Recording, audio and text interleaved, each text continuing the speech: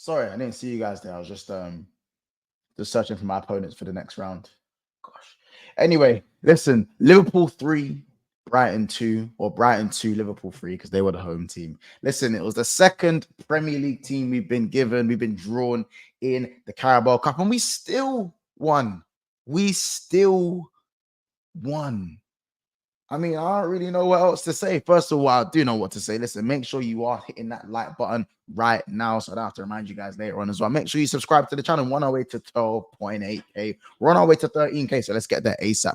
But let's get into the game. Let's get into the game. Listen, man, back to winning ways. And it's about time. It was never going to be too long. You know what I'm saying? We've got a few minor stinkers, but we've also got a few positives to talk about, man. Listen, first of all, we got the dub.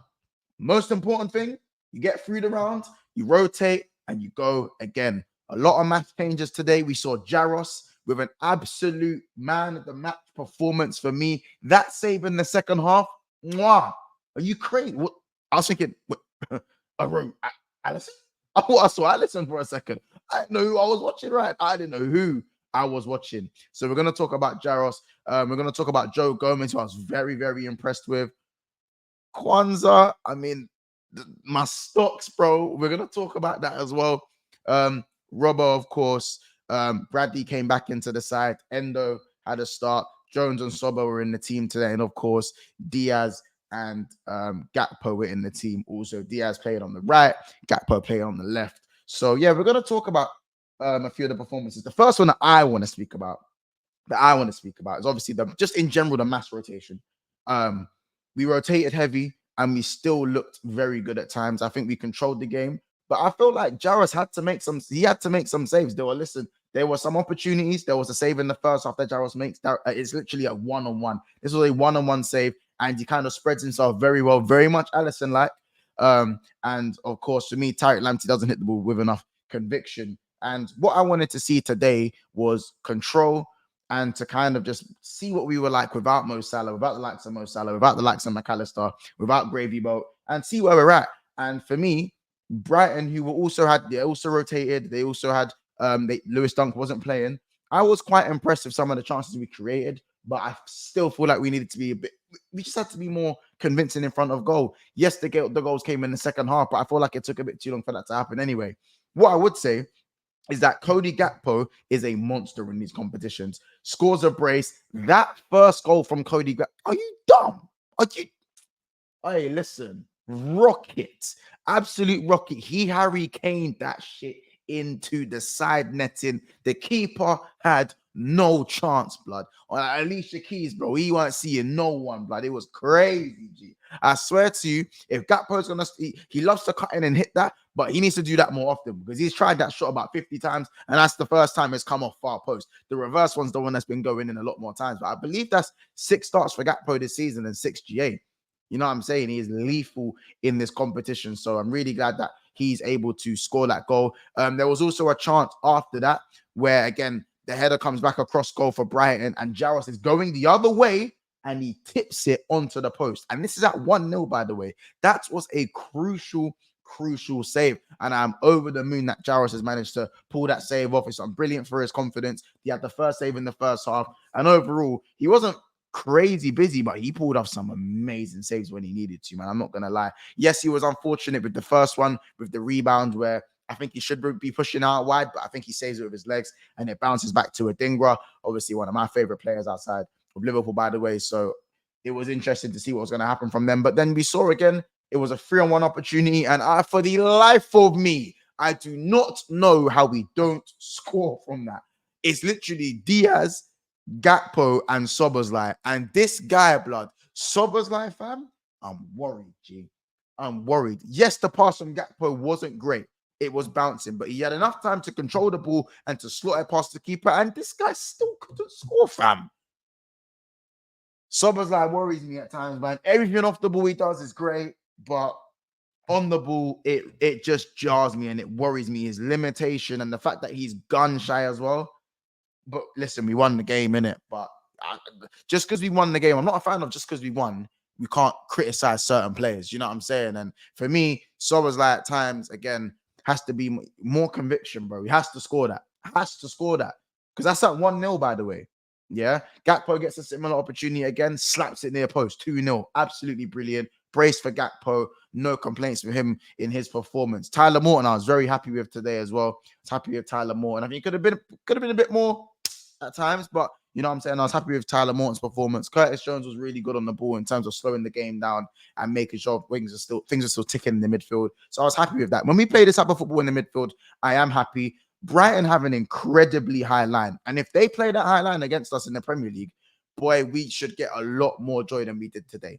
Genuinely. I don't think they'll have their line as high in the Prem because they're going to be away from home. But if they do, you know what I'm saying? We could be in for a rout because I don't feel like we've had a proper rout since West Ham. So I really want to kind of take the game to Brighton because they're going to be taking notes. And we saw what Newcastle did. They lost to Chelsea and they went and got their revenge against them in the cup and beat them 2-0. So I want us to kind of step out at Anfield even more aggressive and kind of lock this game off nice and early and see Salah and the boys get on the score sheet. Again, another finish from Diaz. Listen, uses his body really well. Jinks inside, fakes the shot, Lamptey drops, and then slaps it near post to post, and then very tidy finish. Diaz deserved it. Played out of position, still done his work as well. Got the players up the pitch. His link-up play was good. I was just very happy with him overall. Just generally really happy with Diaz's performance as well. Now we have to get to the elephant in the room. Jarrell Quanza. You guys are gonna have to let me know what you guys. Is anyone here worried about Jarrell Quanza? Because I generally feel like outside of the mistake, he actually was having a really good game. He was having a great game. He was blocking. He blocked what he needed to block.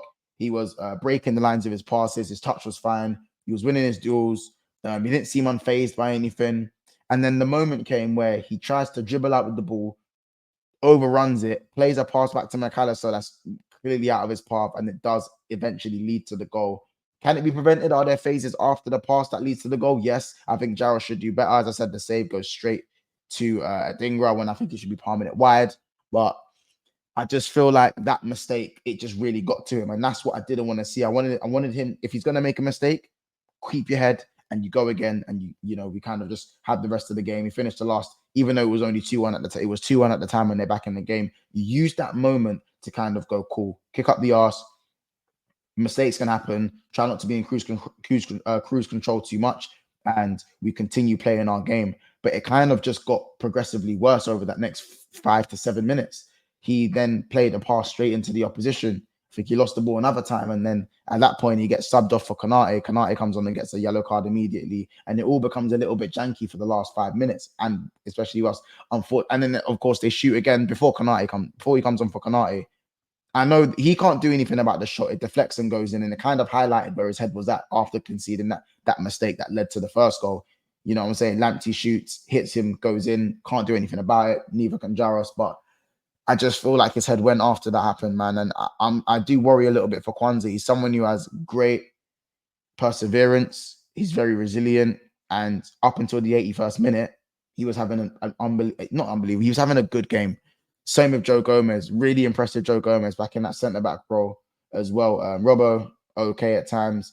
Bradley, better going forward. Got skinned a few times, but listen, they have tricky wingers. Adingra and Matoma, very tricky wingers. And he done well against them in phases as well. I just think that I'm just a bit worried about Quanza in it. But I'm happy to get the win. Let me know who your man in the match was in the description below. Obviously, we've got to play them again at Anfield, and nothing less than 3 points is expected. You know, nothing less than 3 points is expected. We are playing ball, and it's just another win. I believe that's 14. Is it 14 games and 12 wins? 12 wins out of 14 now. Because it was 11 and 12, 13 and yeah. So it's 14 games, 12 wins, and I'm very happy with Arnie's slot. I mean, did Salah, Nunes, and McAllister have to come on? I wasn't too sure, but listen, in the end, they did come on. They got some running time. Salah looked okay when he come on. Nunes is going to need the game time to kind of get back into things and get back into scoring goals. But yeah, man, Quanza's probably the only thing that is my only worry. Everything else is fine. I think Tsimikas should be starting the game in the Premier League. I think Tsimikas is going to start the next game. If it was up to me, Robbo playing most of the game today for me shows that Simicast should be started on the weekend, and we're going to go back to seeing Liverpool full strength. And we've been shy of a few good performances recently, so let's kind of get back to that. And I think that's what we're going to do, man. But listen, you never walk alone. This video has been released. If you made it this far in the video, this video has been released a little bit later because I had to sort some things out. But I couldn't not do this video anyway. We're through to the next round. We've drawn Southampton away at St. Mary's to the next round. We win that, we're in the semis, innit? We're in the semis, and at that point, I want to expect to be winning that trophy. So yeah, man. Big up everyone. Make sure you smash the like button. Make sure you drop a comment on who your man of the match was. Let me know what you guys think about Quanza and where his kind of head's at. And also make sure you subscribe to the channel. You can see it along the bottom there. We are on the road to 12.8. So listen, drop a like, drop a subscribe. It's been another episode of Big Sixpence. Brighton 2, Liverpool 3. We are through to the next round. We'll see you in the next one. You never walk alone, people.